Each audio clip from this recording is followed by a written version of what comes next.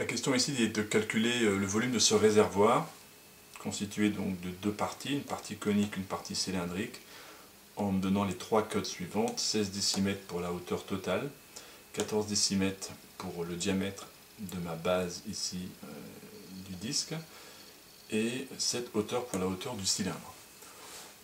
C'est une question classique. Pour déterminer le volume total de ce réservoir, on va calculer d'abord par exemple le volume du cône, puis après le volume du cylindre. Donc appelons V1 le volume du cône.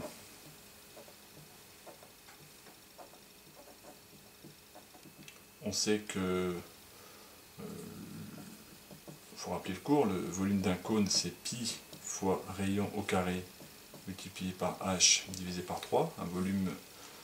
Un cône de rayon R et de hauteur h, son volume est donné comme ça, il faut connaître son cours. Ici on va essayer de trouver R et h.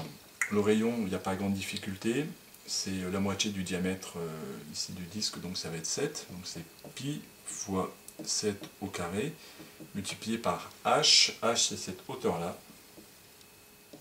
la hauteur du cône. Alors il est clair que comme ici la hauteur totale du réservoir est 16, cette hauteur là est 7, la hauteur ici est 9, il y avait un petit piège ici, il ne fallait pas mettre 7, on attendait de vous de faire la soustraction, 16 moins 7 qui vaut 9. Donc la hauteur de mon cône est bien de 9 décimètres, tout exprimé en décimètres, ce qui est donc égal à 3. 9 divisé par 3 ça va faire 3, et là 7 au carré 49, 3 fois 49, 147, j'obtiens donc à la fin 147 pi, et donc le volume du cône est donc de 147 pi décimètres cubes.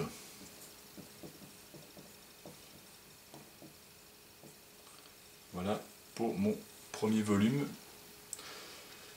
Je cherche le deuxième maintenant, le volume du cylindre. Bon, je rappelle mon cours, le volume du cylindre c'est l'air de la base, c'est un disque donc pi r carré fois la hauteur.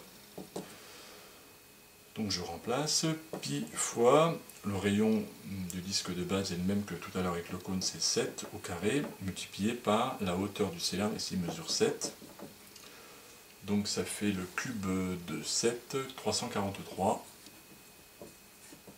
pi. Donc le volume V2 est égal à 343 pi décimètres cubes. On a donc le volume total de mon cylindre, de mon réservoir, pardon, qui est égal à V1 plus V2, qui est donc égal à 147 pi plus 343 pi, ce qui va en faire 490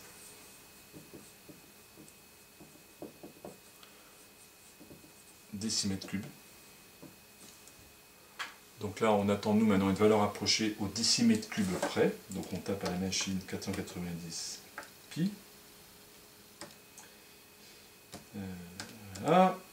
Et la machine nous donne 1539,38, 3804. Si on arrondit au décimètre cube près, c'est donc environ 1539 décimètres cubes.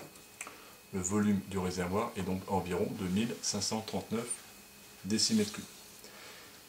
La question suivante est: ce réservoir peut-il contenir 1000 litres? Justifier la réponse. On va le faire ici. C'est la deuxième question. On sait que 1000 litres, c'est égal à 1000 décimètres cubes, puisqu'on a la concordance 1 litre égale à 1000 décimètres cubes. Et bien 1539 décimètres cubes